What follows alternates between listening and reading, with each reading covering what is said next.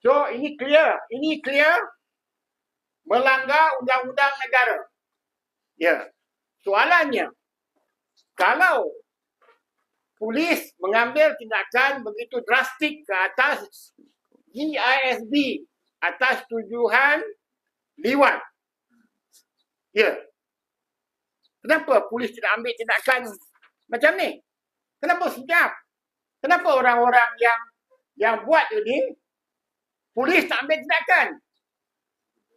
Something is wrong. Something which is very, very wrong.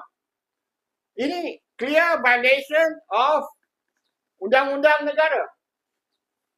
Clear.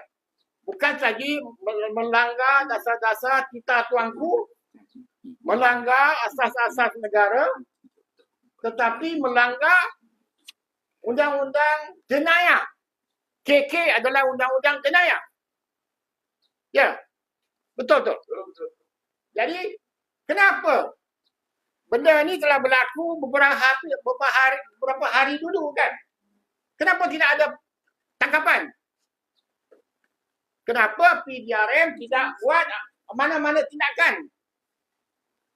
What is wrong? Ya. Jadi ini soalan-soalan yang kita mesti nak tanya.